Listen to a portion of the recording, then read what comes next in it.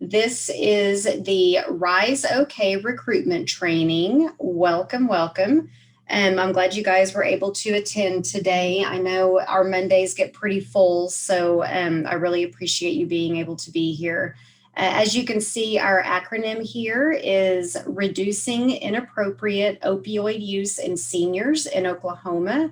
And I've gone ahead and highlighted what makes out our acronym Rise OK, as you can see here.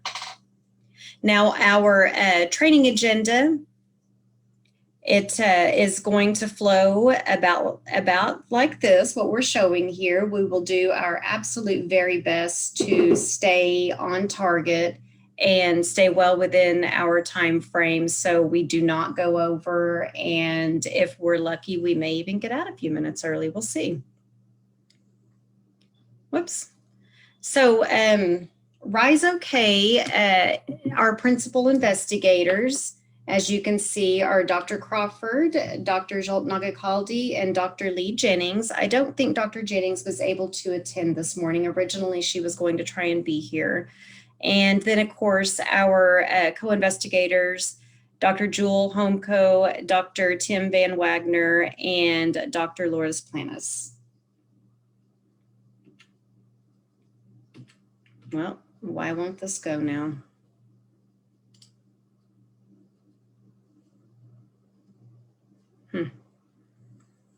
So to give us a little bit of an introduction to our project, let me introduce Jolt Nagakaldi to give you a little background on our project here.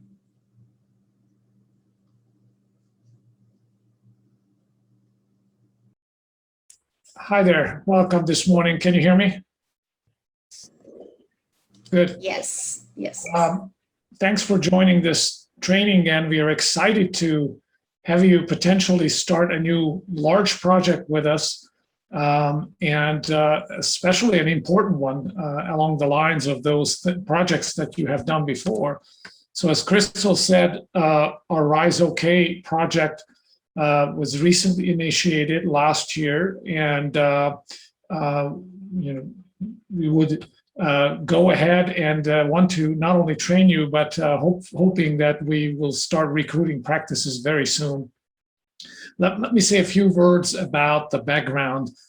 As you probably know, and you also participated in some of these previous projects, in Oklahoma and in other states, we have focused a lot on opioid and pain management, opioid abuse or use disorders, but mainly focusing on the general population. Sometimes we have a younger individual in mind who might be taking opioids from various sources, from prescriptions, maybe from the street. And so our focus tended to be more on the abuse side of things. Here, the Agency for Healthcare Research and Quality draws our attention to an older population, an older age, where we know that the problems are somewhat different. Yes, there may be some abuse. Yes, there may be some misuse, and we need to pay attention to that. But more importantly, many of these patients, as you probably encountered them in practices where you serve, are more facing a problem of how do I replace my existing opioid medication that I might have been taking for decades without necessarily abusing them, to move my therapy toward less use of opioids and more toward alternative approaches for pain management. But it is hard to do that. And so this project will equip and help primary care practices in Oklahoma to try to help move their patients toward a more multifaceted alternative therapy. And we know there is no silver bullet. It's not like one pill is replacing the other. We wish it was the case, but it's not that the case.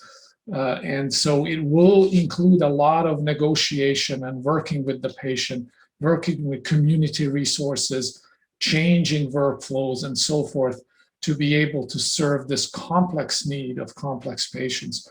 And the other focus, as we'll see, is more patient-centeredness. This is not possible without really paying more attention on the individual patient and their needs. And so this is basically the framework. And you see some of the statistics, and we know why this is important, how, at an older age, this is becoming more important, where we have more chronic conditions, more interactions, different pathways for medications to, be processed by the body and be excreted out. Those are all altered. The pain, their relationship to pain and how pain is experienced is altered. And so there are many things that we need to pay attention at that in that particular population. Crystal, can you advance to the next slide, please? So in order to do that, and again, this is ideal work for practice facilitation. There's a lot of QI processes, changed processes in the practice that need to be facilitated. So aim one of this large R18 dissemination implementation study funded by ARC is to prepare for all of these activities. So in the past year, although you were not directly involved up to this point, we have done a lot of work taking materials and resources that you helped develop or help distribute, disseminate in the past, and tailor them more to an older age, an older population, as well as filling some of the gaps that we have not paid attention to, such as sleep and mental health, such as falls in the elderly, and things like services, added services that these older patients will need to really help them address their pain services. So all of those have been going on, and this is what AIM 1 covered. Let's go to the next slide. AIM 2, and this is where your role starts in terms of support of the project and support of practices. So taking all of those learnings and tailored approaches and resources that we have been developing, we would like to reach out to up to 45 Oklahoma primary care practices across the state to implement this person-centered and goal-oriented approach to pain and opioid management. And this really will require all hands on deck. Why? Because the number of those patients in these practices who would benefit is decreasing. So we are primary care in Oklahoma and other states. We are doing a better job at reaching these patients, moving them from opioid-based pain management to alternatives. But there are some patients who are on these medications. So it will require a more concerted effort to reach out to a larger area of the state and providers to be able to find those practices. And we'll talk about eligibility that have these patients. Let's go to AIM 3. Thank you. And connected to AIM 2, basically AIM 3 is co-occurring with AIM 2 in a sense that we wanted to plan a very in-depth and 360 evaluation, both of the practices approach, the process of implementation, as well as the impact of this program on patients. So you will see a lot of different measures at different layers. We look at the patient, the layer of the patient, or the level of the patient, and how, as I said, this program impacts their health, and there are different variables there. We want to look at the practice system as before and see how the practice system is changing, and perhaps find ways to look at connections between how we change the system of care to patient level outcomes. But then we also want to look at other levels of outcomes, such as how the community may be involved and how these practices are able to link to the community for all of those extra services, all of those alternative services that the patient may need. So you see patient-centered outcomes, care quality outcomes, process outcomes, quality outcomes, qualitative outcomes. In addition to numbers, we also want to look at stories. We want to know how the patients experienced this process, what was the experience of clinicians and practice staff, and perhaps even others in the community. So it's called mixed methods research, where we look at both the qualitative and quantitative outcomes together to tell the larger story. Let's see, do we have next slide, other slides in this segment, Crystal? Yes, aim for. And of course, we want to, once we have results, we want a more robust dissemination. In addition to academic dissemination, we also want to make sure that OPHIC's mission is fulfilled in a sense that we are disseminating and diffusing innovations and resources across the entire state. And so we'll tap into your expertise and also connections in terms of local organizations, CHIOs, rural organizations interested in pain care and management to disseminate our findings. Do we have more slides, Crystal, here? No, I think that covers it. Thank you, Scholt. I realize it's a very high level, quick summary about the project, but perhaps it is sufficient to give us a foundation. Facilitators, do you have any questions at this point specifically about the project outline itself? Any clarifications you might need?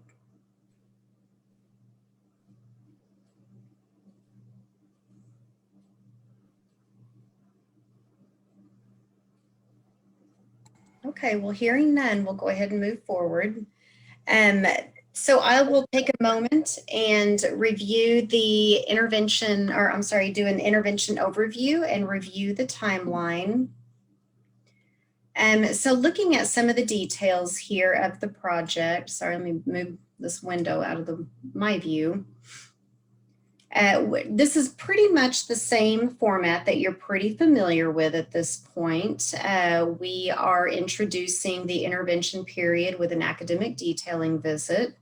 And the facilitation, the practice facilitation period will be 3 months of intensive work with the clinic. And then follow that up with 12 months of maintenance. That doesn't necessarily mean that you will be hands off and just watching, but a lot of your work will be pretty upfront in the first few months of your intervention piece. And we will talk about those specifics during the enrollment intervention training that we'll cover before you actually start enrolling your practices. So we will get into the details of that, as well as our technical support.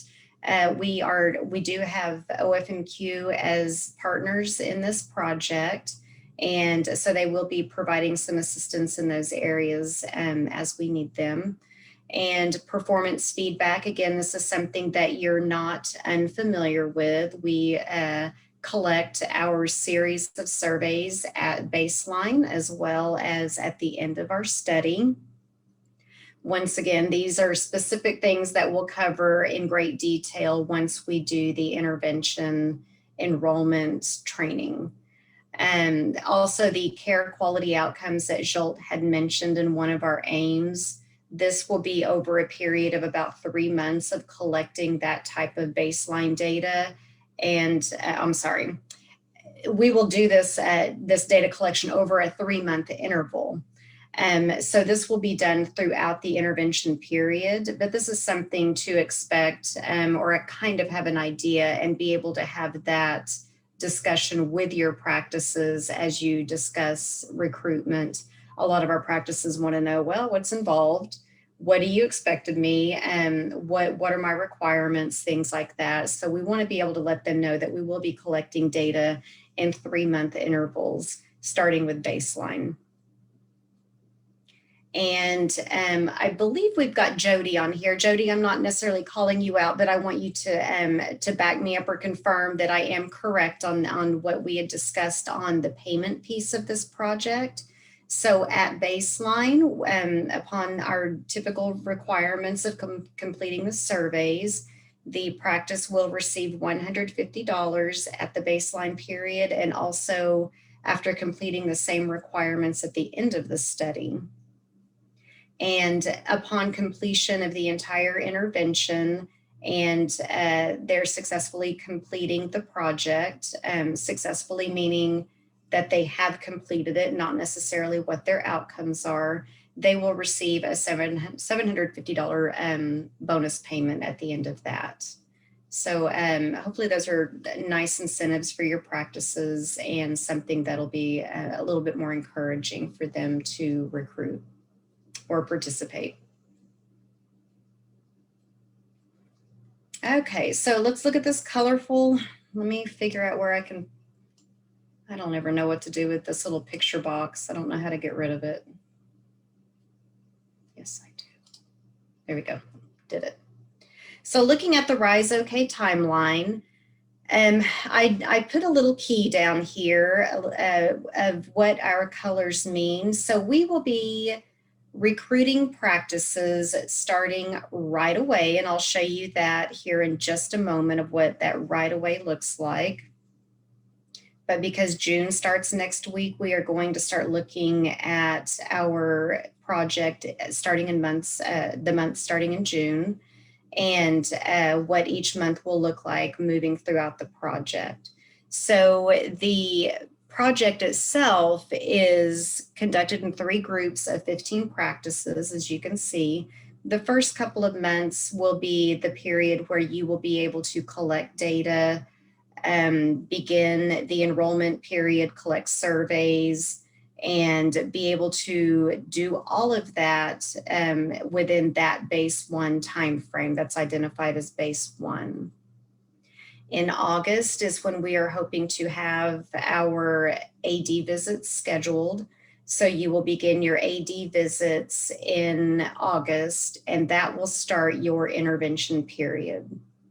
And then as you can see, the darker blue colors here, starting under October for group 1, that signifies the data collection periods I had just mentioned that will be happening in 3-month intervals.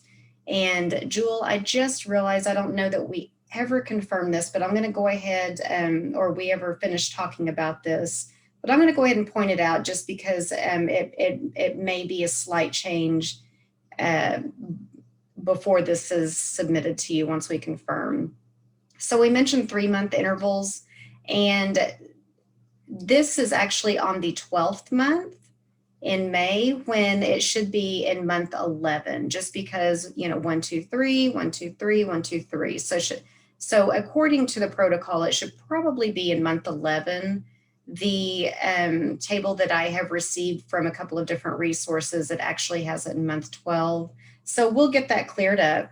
That obviously is not something we need right this minute, but we do want that information to be accurate. So we will get that information updated if it needs to be, and have the appropriate information sent out for you. And 3 months after the first set of 15, the next group of 15 will start. 3 months after the second group of practices starts, we will begin the third group of 15 practices, giving us a total of 45 practices. Before I go any further, what questions do you have about the timeline, facilitators? Crystal, I have a question if you want to back up one slide. So in the past, we have done surveys beginning and end at either 250 or 300. Why is that 150, and is that 150 for both? Great question. Someone who knows that answer, I will let you pipe in.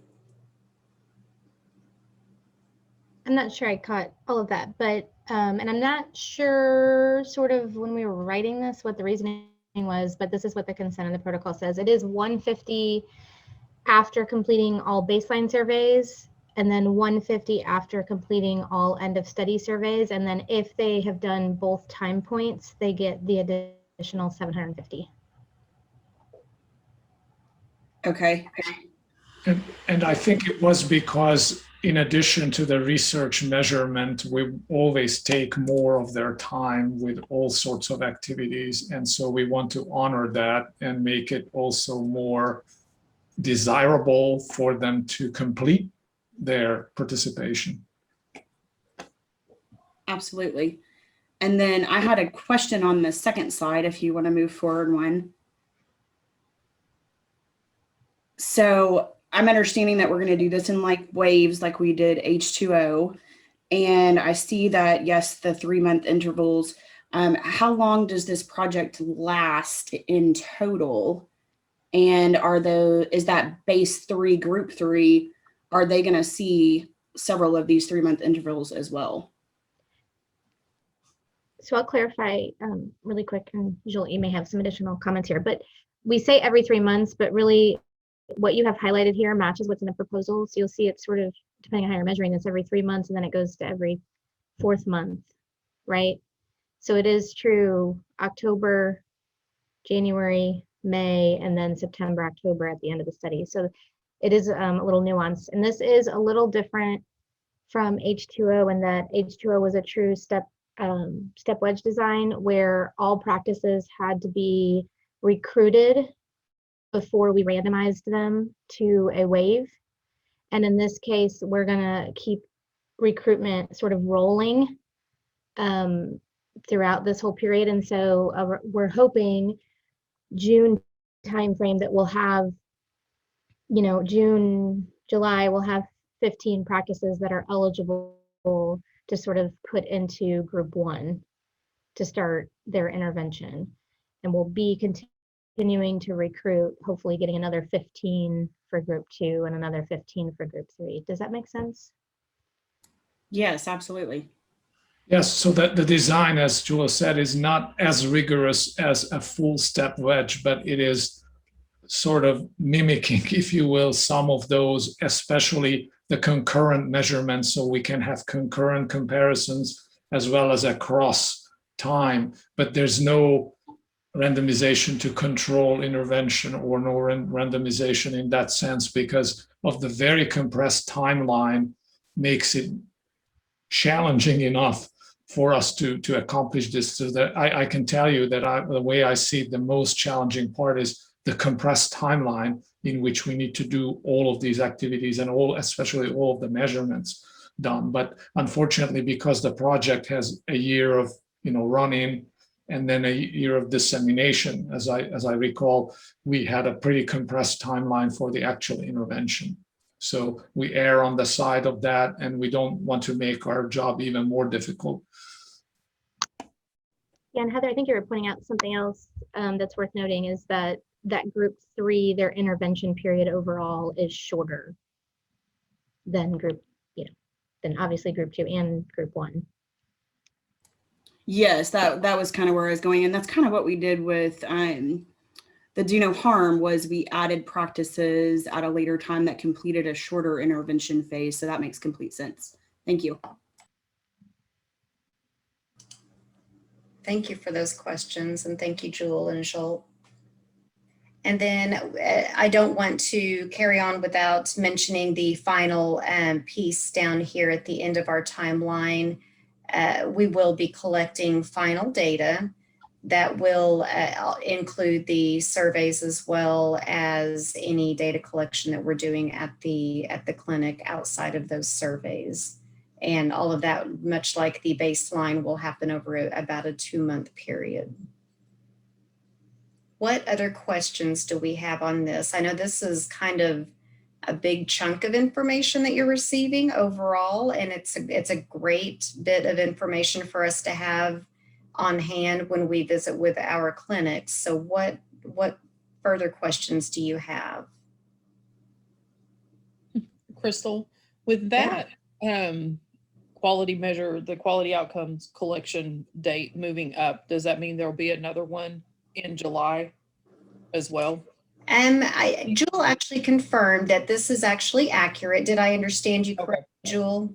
Yeah, I double checked. It's interesting. I mean, we say every 3 months, but really it's not exactly every 3 months in the protocol. And this matches our study design in the protocol. Is there any reason why we're not following a standard yearly, quarterly type layout with this, where it's like literally the first quarter of the year is January through March and so on and so forth? That's a really good point. Because we're following the timelines of which the NI, or in this case AHRQ, gave us a grant. Yeah. And honestly, because I hear what you're saying, Courtney, because so many, usually if we have, and if we're using NQF endorsed measures, right, it's much easier to pull those sort of on calendar quarters. I do think for this project, there will be more chart abstraction. And so I don't know that that will be as important. Yes, and also we have different measures are distributed at different time points. So we will not take every measure at every time point. That would be close to impossible, I think, anyway.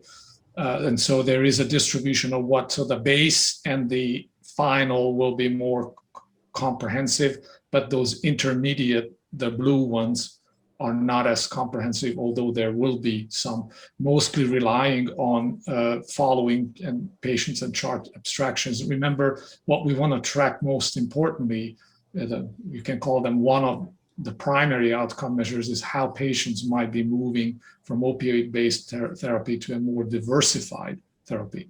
But there, of course, there are many other measures which you will see in a large table. And also, will the baseline dates on the data collection be different for each group that we go through? Right. Because, and that's an efficiency. If we have to start them all together, we will need to like double, triple your little army of facilitators, which we don't have access to, right?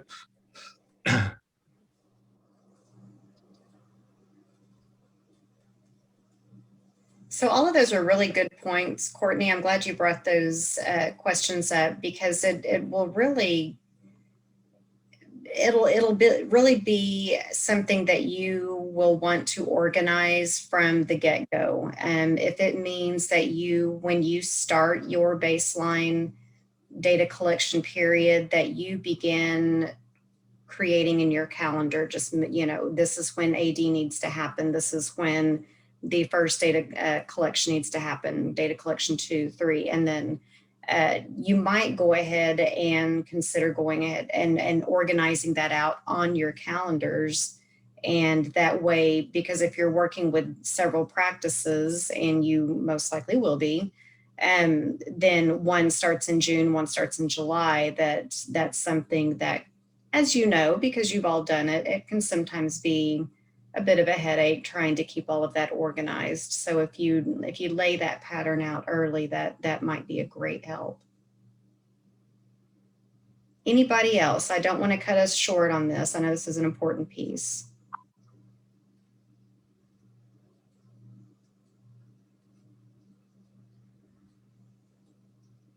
All right, well, let's move on and talk about recruitment eligibility.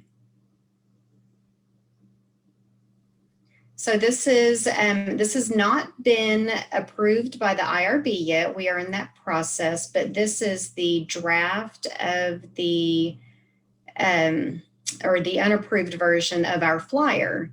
And once we have the approved version, I will get that sent out to each and every one of you, along with this slide deck and other pieces of information that you'll need for your recruitment.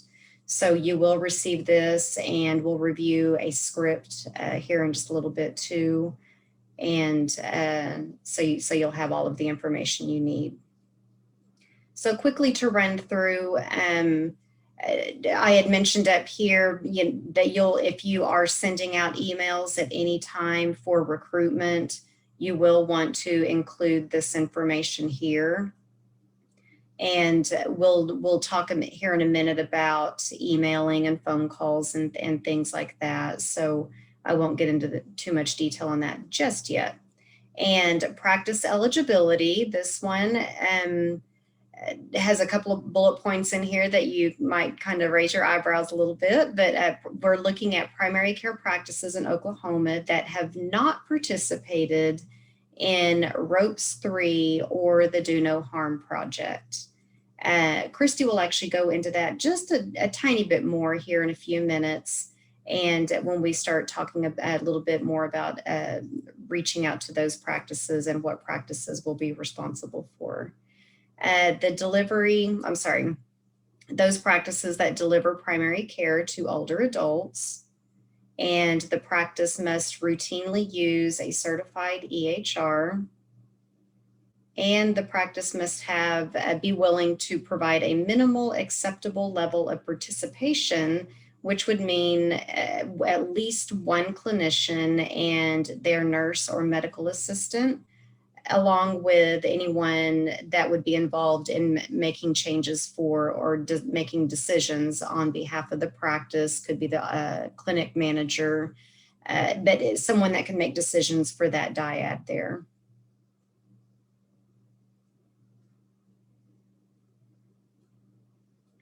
Looking at recruitment workflow.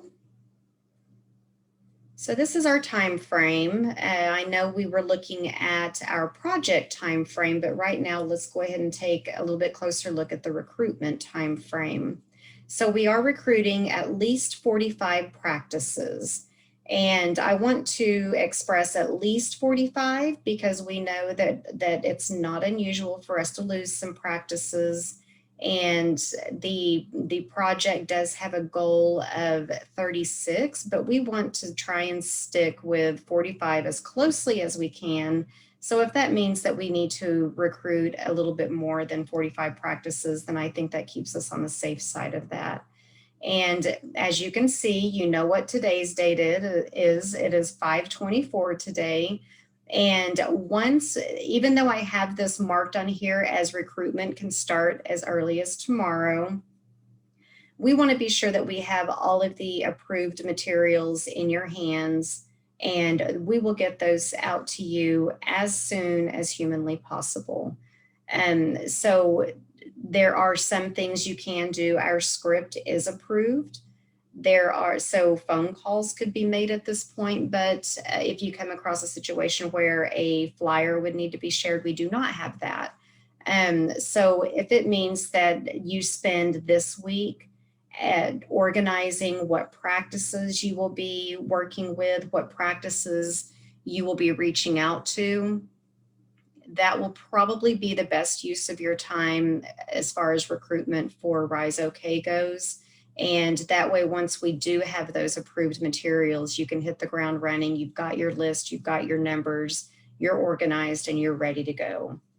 And Jewel had mentioned, I believe it was Jewel or Jolt, I can't remember, I'm sorry, but one of them had mentioned that because we are doing this slightly different than H2O, where H2O, we recruited everybody in the beginning and then began the selection of what wave they would fall in.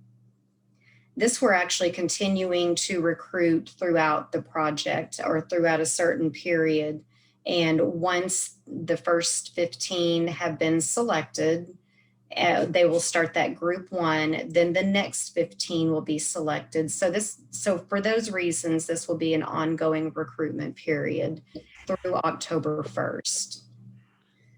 Crystal, Yes. just one. So it just to Please. a little bit of light. It says at least 45 practices. That's actually probably maybe I would say up to.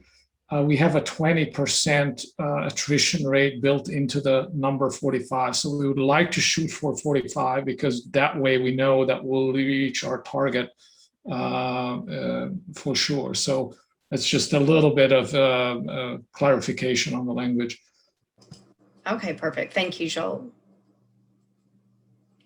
So it is our plan under the project timeline to begin the first 15 practices, group 1, the week of June 1st, which is next week. So we realize, the reality of research and how that typically plays out, but that's not very unrealistic either at the same time. It's all 15 probably will not start right away. This is just starting the selection of the first 15. So assuming that we have practices that we're recruiting right away, that process is ready to be kicked off June 1st, that piece of the process. And we have June 16th as our goal date to begin enrollment for those practices in group 1. And to begin intervention for those practices falling in group 1 on July 31st. And that fits nicely with that timeline that we had looked at a while ago, that there's that period of enrollment, continued recruitment, and then we begin our intervention for group 1 right at the end of July, 1st of August. What questions do you have, facilitators, on this?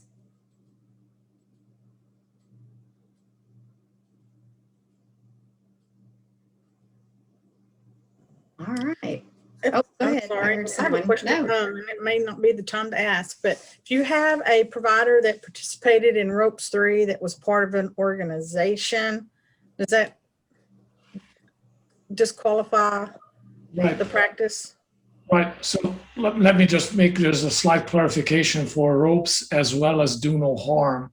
So what we are looking at carefully, each of those that were involved, we'll need a careful look to see that what was the level of intervention they received. If some of them we know they barely participated or barely, just maybe not even received an AD visit, or maybe received an AD visit and then there's nothing, no facilitation, no significant change of workflow that originates from our collaborative, what was implemented. And that's important because this is a research project, so we don't want to intervene in practices in general as an organization and then involve them in another study that is very similar, because that changes their baseline, right? And yes, practices change over time anyway, but at least we know, if we know about those changes or we introduce those changes, we can just willy-nilly push them into another study that studies the same thing. So we basically will just carefully need to look at all those practices that received any kind of intervention for pain and opioid management and make a determination whether we think that we didn't meddle with them too much, so that we don't mess up their baseline. Did you have an example in mind of a practice you're thinking about? So I had one in ROPES 3 that was part of St. Mary's. And so it would be a different practice actually, or I mean, I didn't know if there was another provider in that same practice Right. to Great. reach out to. Yeah. So you're saying there was a provider that was at a different, like at a practice that participated in ropes, but then they moved to a new practice. And is that what you're saying? So there's only one provider from that practice participated in ropes. There was another one that was on maternity leave. Right. And Dean, I know you facilitated that practice, so you can tell us how much. I think that intervention was very limited to that one provider. And you are able to tell us whether there was anything that was changed in the practice for the other provider or not. So that will be an important point for reference.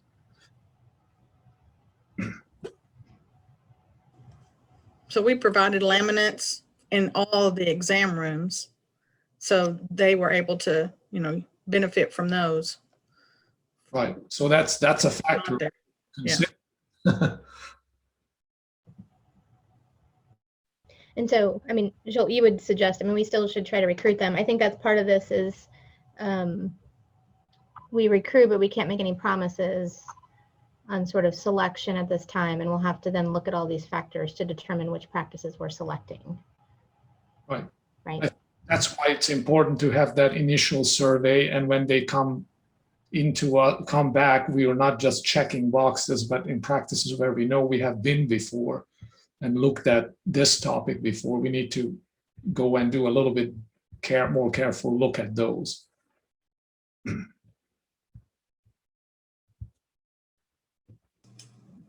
What other questions do we have? Thank you, Deanne. Crystal, I know you're showing the enrollment stage and, enrollment date and intervention date for group 1. And I'm sure you guys will hit this possibly in a little bit, but will there be the traditional AD visits as we've had? And are those kind of in that enrollment intervention timeframe? Yes. So if we go back, let me go back a couple of slides. So if we look at our intervention here, or I'm sorry, our timeline here, then the beginning of our intervention piece, this yellow, will be kicked off with an AD visit, just like we've done traditionally in the past. Is that what you're asking, Courtney? Yeah, I guess I didn't see that earlier, but Okay, no, that's all right. I just looking at the enrollment period to the intervention period. So, Okay. Yeah, we're going to try and squeeze all of our baseline data collection, the surveys, which, you know, we typically think of as our enrollment period. During that enrollment period, we are consenting and collecting surveys. So all of that will happen in this 2-month time frame. And then assuming that we are starting just like this timeline says, then in August, we will schedule our AD visit, and that AD visit will kick off our intervention. Crystal, has it been discussed if the AD kickoff will be done like how catch-up was done, where there will be like multiple clinics could be at one AD kickoff, or will it be scheduled by individuals? Just curious on how I can plan for that. Team leaders, that might be a better question for you. I haven't been a part of that discussion. I don't know that we've discussed that. I know that there's been some cases, and now not having been a part of catch-up and what had occurred there, Missy, it sounds like if an organization has multiple clinics, they can all be a part of the AD at once as long as you're there. Our practice decision makers are there, and it wasn't even being part of the same clinic. There could have been 8 different clinics that were completely different organizations that could attend an AD kickoff and catch up. So we took, and I don't know if Joel, you've heard this or not, because we basically blocked times on the calendar, right, Missy, where it was, here's the times where AD visits can happen. And so clinics signed up for those time slots. So it could be that only one clinic signed up, or it could be 8 did for one Zoom call. I know there's been conversations about just kind of watching what things are going on, how things are going with the pandemic in terms of, do people want AD visits in person again versus Zoom? And so I think we're going to have those conversations about what the plan is for this project, whether we are still going to do Zoom multi-practice AD visits or traditional one practice at a time in person, or some sort of in between. So. Yeah. I think we would like to rely on your current experiences, definitely, with what's working well. We would like to use those, because we know that the situation is very different right now. So whatever is working well for scheduling and doing AD visits in current other studies would be great to utilize here. of course, Missy is coming from 2 perspectives, so scheduling as well as facilitation. As a facilitator, I liked having the dates, the sessions up front to provide. I felt like it was easier to get them in, and there was that specific timeline, like this needs to be done by this time, these are your options. And they were already blocked out on the AD schedule, so there was no like going back and forth if it works for someone or not. I enjoyed that part of it. I don't know if other facilitators felt that that was a good thing or not. I like that style. I like having the dates ahead of time, but I will say I feel like unless I was there in the clinic in person, the participation really wasn't what we would hope it would be. That's the only downfall, because you can't really get them to stay focused if nobody's there really saying, hey, we have this meeting. Do you feel like you can tell which way a practice is going to go, like whether an in-person or a virtual option is going to be best, like before you get it scheduled? I think so, especially with some of the clinics we've worked with in the past, definitely.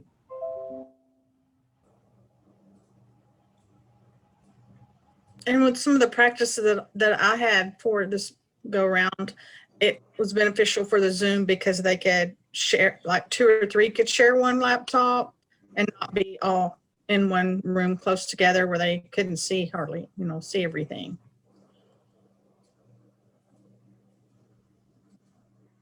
Crystal, I don't know if you ever saw the spreadsheet for catch up that we were given with all the timelines and what it looked like, but that for me was a game changer for that, to keep everything straight, because I could add columns and add dates for when something was completed and expanded that. So that kept me on track really, really well. So that's a suggestion that I would have. As for the AD visits, I feel like in person they are better, with at least if I'm there. However, I had one last week for Espert, and I felt the clinic did not handle that in the most appropriate or respectful manner for Dr. Crawford.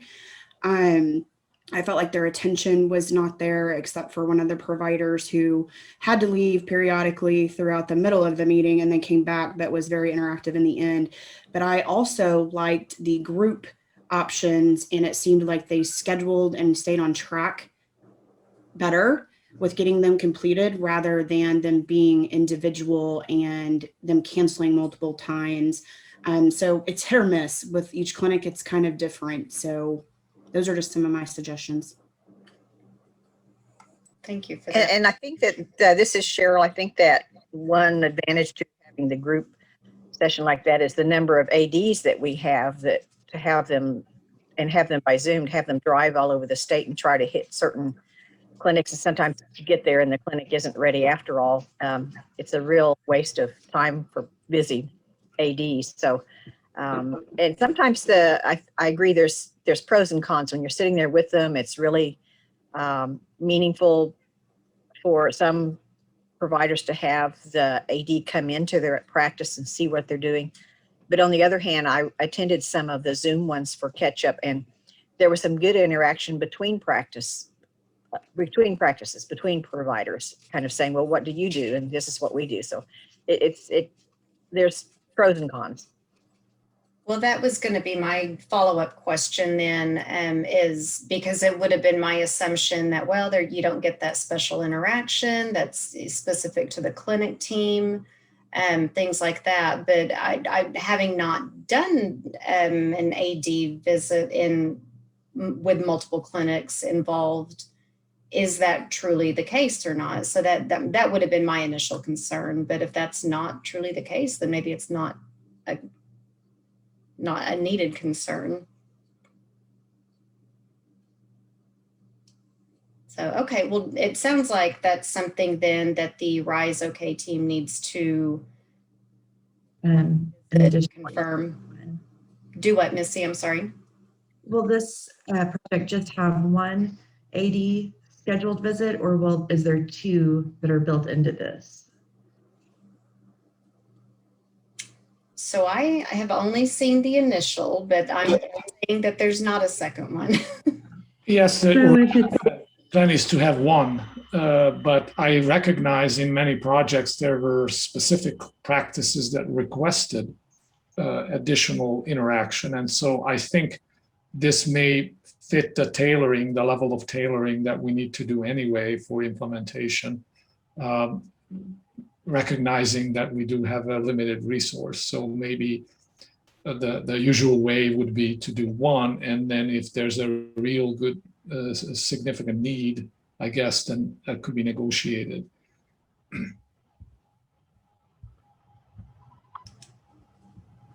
All right, great, thank you. I'm going to move back ahead. I think, okay, so yeah, let's go ahead and move on to method of recruitment. And we're doing very well on time, so I'm not too worried about too many questions or anything. I want you guys to get your questions answered. So looking at method of recruitment, this is something that is not unfamiliar to most of you. We have experienced over the years with recruitment on our OPHIC projects. I'm sorry, my dog is scratching her neck. That our in-person recruitment always tends to be the most effective having that face-to-face interaction, it's so much harder for someone to say no to our face. Not that it doesn't happen, but it is harder for them to say no to our face than it is over the telephone or ignore an email, something like that. So there are always those clinics that you do have a good, strong relationship with. You have someone, a contact in the clinic. So it goes without saying that if you know and you feel very confident that a phone call or an email to that person would still benefit your recruitment, then sure, that makes sense. But in person is always our gold standard that we like to go to and our first choice in recruitment. And secondly, having someone on the telephone, even though it's easier for them to say no over the phone than it is in person, it's still a little bit easier for someone to ignore an email than it is a phone call. And again, you will use your IRB approved script. We will go over that here in just a little bit. And utilizing email, you will again use language from the script. I have created an email template that I will share with you along with all of the other materials that you'll need for recruitment. And so I will share that with you at that time. But as always, you'll use the language that comes straight from the script or straight from your flyer. And you will also attach the flyer with that email. So a lot of this is stuff that I know you've done, but it's always worth a conversation or repeating. Any questions or concerns about these methods? COVID should not be a concern at this point for our interacting in practice. If that is a concern, please let me know. Let's figure out if that's becoming an issue. But I think at this point, as long as we are following our COVID protocol, and wearing our masks and keeping our social distance and things like that still, then there should not be a concern. But if there is, please come visit me. Okay, let's go ahead and talk a little bit about the workflow. Again, this is something that you should be familiar with. So we are contacting the practice to discuss RISE OK opportunities using your script.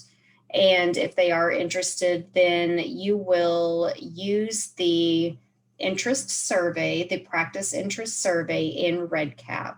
So let's go ahead and look at that real quick, and then we will go to a break. And when I say real quick, I don't mean I'm going to rush through it. Please stop me and ask questions. We're perfectly fine on timeline. Let me get all my gallery out of the way here again, sorry. So, okay, whenever you sign into REDCap, you will go to your RISE OK project My Projects, and look for the Practice Interest Survey option. And Carol will, of course, get everybody set up with those things when the time is right. And before you add a practice, go through the dashboard just to double check and make sure that, yes, that practice has not been entered already. And you'll see it it'll look like this on your dashboard. So you'll see a lot of this listed already as facilitators start entering data. And if you do have a clinic that is new to this particular group or EPR, then you will hit add a new record, and you will click on the practice information. You must enter the practice information in order for the clinic contact to receive the practice interest survey. So once you have the practice information completed, sorry, I'm skipping ahead of myself. So this is the practice information form. And pretty straightforward. We're very familiar with this form and similar forms. You will enter the practice ID, the OKPCP ID, and you will enter the practice name as it appears in the OKPCP. And you will enter the email address of the person that will be receiving the interest survey. So the person in your clinic that is able to make decisions on behalf of the clinic will receive that email and that survey. And of course, you will select who you are from this list, which facilitator is filling this out.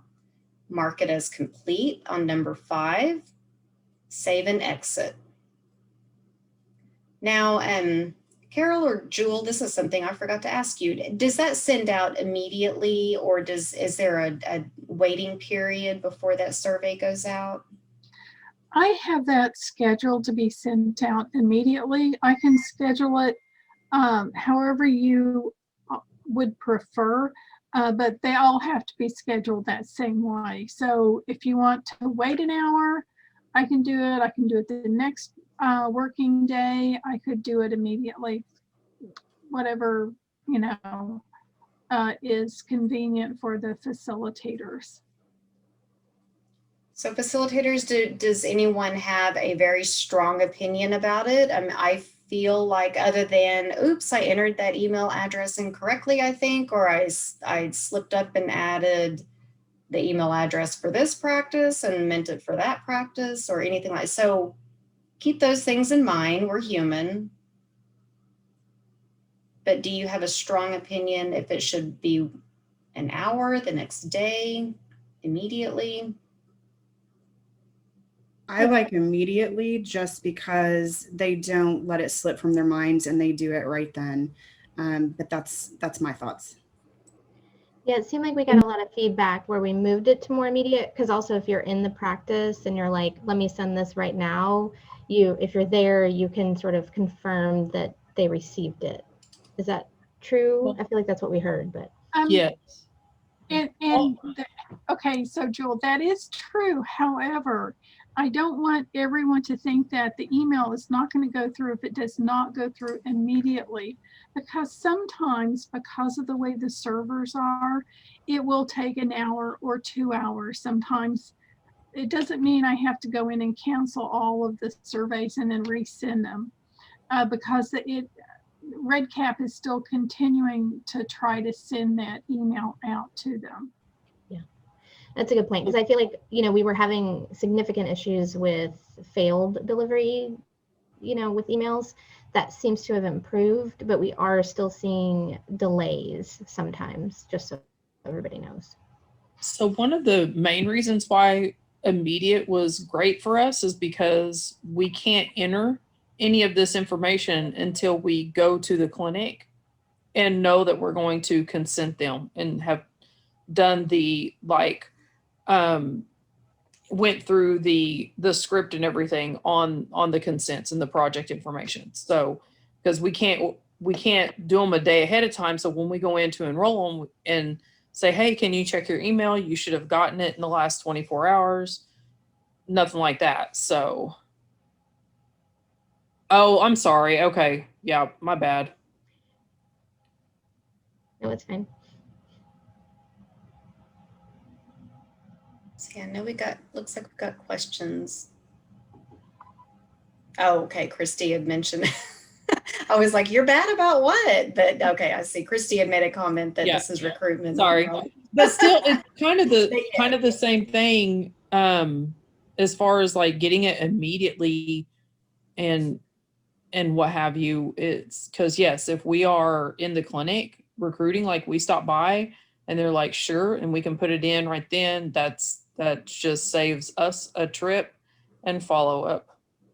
Yeah, no, I like immediate, but certainly, again, I don't want to assume that everybody thinks like I do, and you guys are the ones that are directly interacting with your practices and have dealt with the issues that come with this process. So yeah, I definitely wanted to hear from you for this. And then once, like you had mentioned, Courtney, and we will get into this later, but yes, once a consent is done, if a survey can go out right away, then that makes the most sense, kind of thing. But so, okay, so it sounds like immediate, it might be the most popular selection. So let's stick with that. And I think that will work for the masses.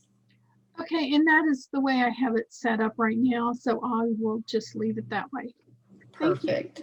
Thank you. This is Kathy. I have a quick question. Is the email going out right when we enter it in the email field or when we hit save and exit?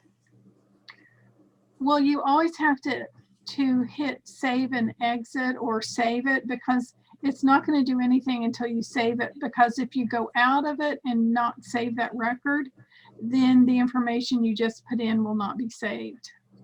So yes, when you hit save and exit, it will go out. Thank you.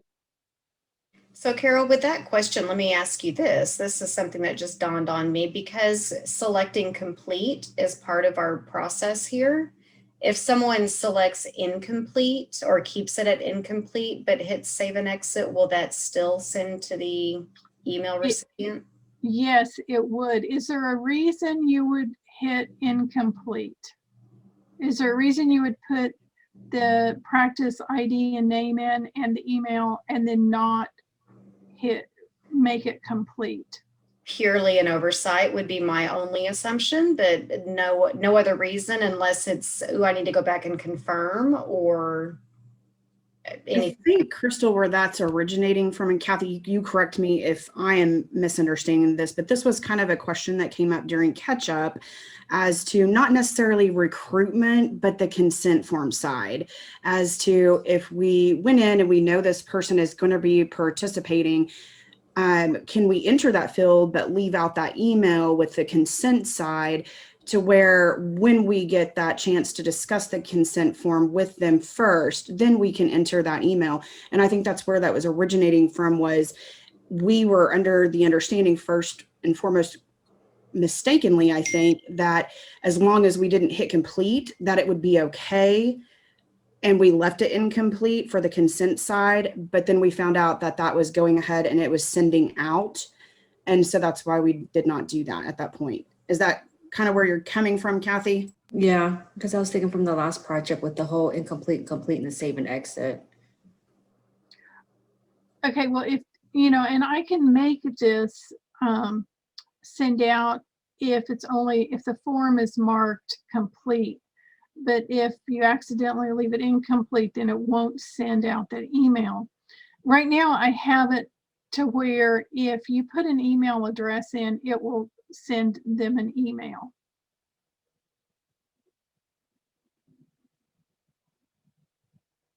Like I said, I don't think it's going to matter per se with recruitment. It's more so the consent side, because obviously if we have not had a practice say yes, we should not be entering that to have them be sent a interest survey.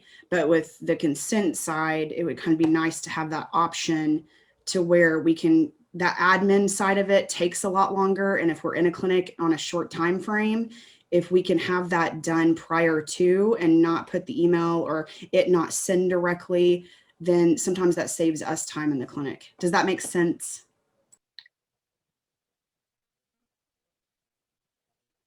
I'm not exactly sure I followed all of that because, okay, so you could enter everything except for the practice email, and it's not going to send anything because it does not have an email address.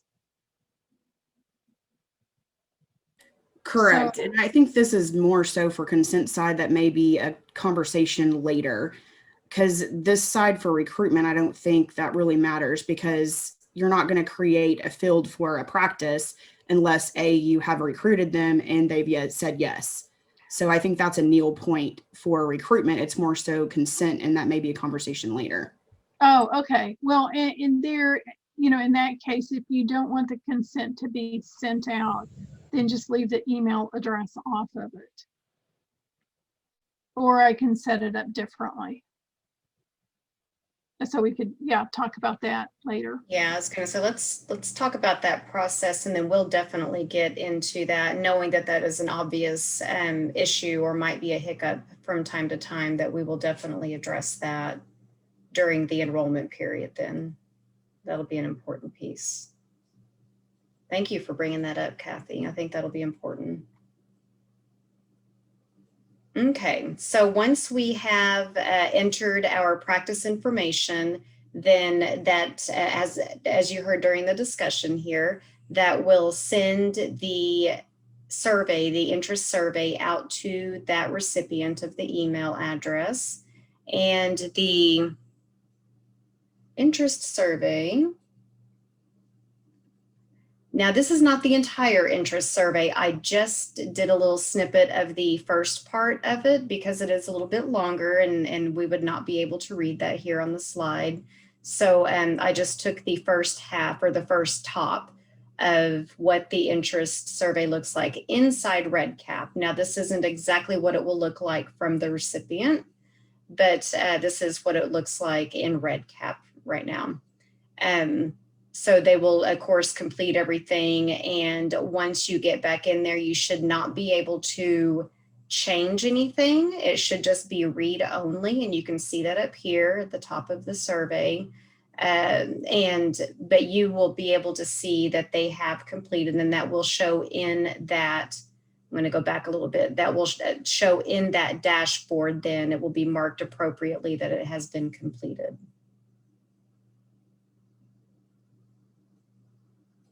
Okay, any questions at all on the interest survey specifically? Crystal, can we have like an example, or are we able to, once Carol sets that up, see an example of what the clinic's actually going to receive, just so if they need help or have questions filling it out, we can aid in that process? Sure, yeah, that would be great. An example of what the email looks like, or what the survey looks like? Is that what you mean, Heather? Or both, actually. That would be great. Okay.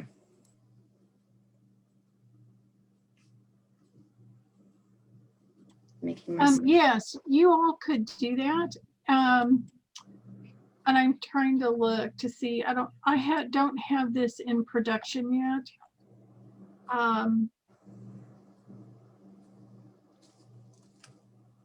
So you could actually do this today. If you wanted me to send out a sample to you. That'd be great, Carol. So Okay. now I will have another smaller slide deck that will go through the step-by-step a lot more detailed for the interest survey. And it will have a slide in there. I don't currently have that particular slide updated. That's why I don't have that ready to show you right now. But it will have a slide in there that will be a snapshot of what the email is, or what the email looks like, who it comes from. And Carol, please correct me if I'm wrong. I believe you said that this one for this project comes from Dr. Crawford, but with your email address, is that correct? Yes. Okay. So it'll look a lot like our snapshots of previous project emails that are set up just like this, but I want to show you one that's specific to Rise OK, of course. So that will be coming your way.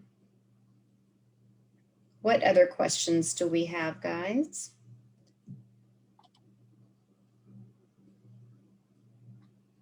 All right. Well, I have in my agenda a 5-minute break built in. Do we want to carry on? We are a little bit past the hour. Do we want to carry on and finish out the training, or do we need a 5-minute break?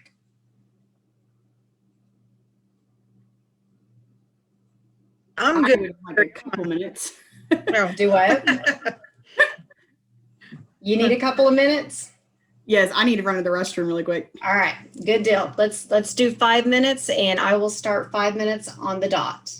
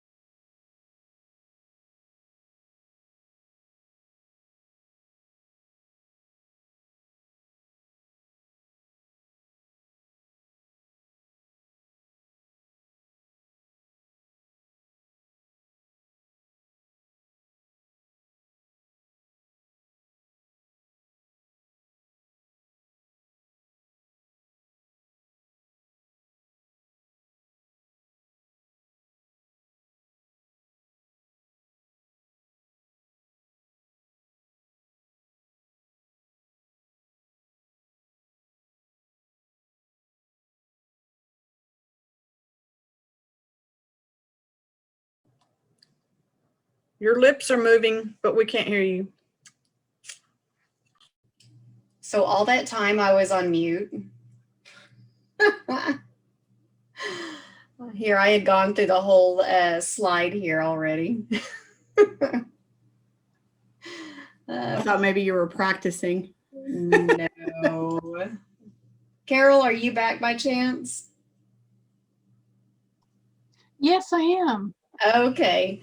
So I started this slide actually right at 1:19, and I've been talking on mute all this time. So because I don't think I will do as good a job, and I noticed that Jewel had to drop off, Carol, would you mind walking us through pretty quickly? And it's just the one slide here. Would you mind walking us through what we need to have completed before we start doing our recruitment encounter forms? Yes. Well, okay, so this is set up exactly like the catch-up one, or pretty close to it.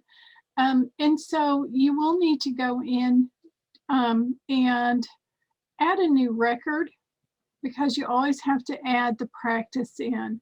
So, you know, like you did in the other, for the practice interest survey, you want to make sure that no one is already in there, because you don't want to put them in twice. You will be able to sort this by the practice ID or the practice name.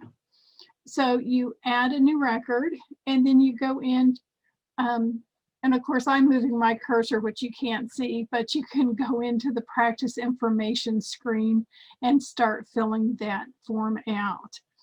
And then once you fill that out, it does direct you to go to the practice profile. You know, if you haven't talked to them yet, you may not have all of that information, but you may be able to fill some of it out. And then I don't know how much information you're going to be able to put for the practice enrollment status, because you're just starting. So when you make your first call, you know, of course, that would go under the recruitment encounters, and then you would document it also under the practice enrollment status, because you may want to change that status as you progress through enrolling them.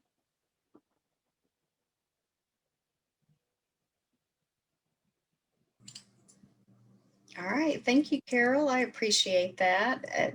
I think I did a pretty good job whenever I did it on mute, but I think you sounded much more confident than I did on that. Well, thank you.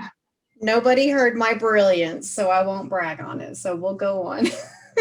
Thank you for doing that. I know I didn't prep you for that, but since Jewel had to drop off, I knew you would do a good job. All right. Christy, are you on? Let me double check that you're still with me. I'm here, and you know, I Sure. thought I had my camera on this whole time. I'm sorry. Hey, I can't see anybody mostly, so we're good. Okay, so yes, I am here. All right. Well, I will let Christy take the mic here and talk to you all about assignment of practices. I see some folks in the chat box have already been asking about it. Yes. So this will be a pretty straightforward process, guys. Like Crystal mentioned earlier, we are not going to include at this time practices that have participated in the Ropes 3 project or in Do No Harm. And that's primarily because we don't want to have any confounding factors with the scientific intervention that we're doing with our practices. It may be that we branch out to them at some point, but out of the gate, we're going to look for practices that have not participated with us in those projects. So we'll send a list of those out that will accompany your county assignments list. The county assignments list may or may not be exactly the same as what you have received for other projects. A lot of that has to do with how our projects have evolved over time and where you guys have been with your workload in projects at that time and the staff that we have.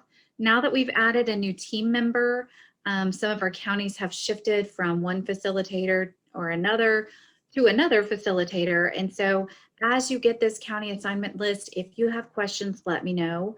I am not going to pull a list of practices for you from the OPCP database, again, because of all of the shifting sand. And you guys can go in and pull your own practice lists if that's something that's a helpful tool for you. And I think it makes more sense for you all to do that than for me to do that for you for Rise OK. What questions do you guys have for me?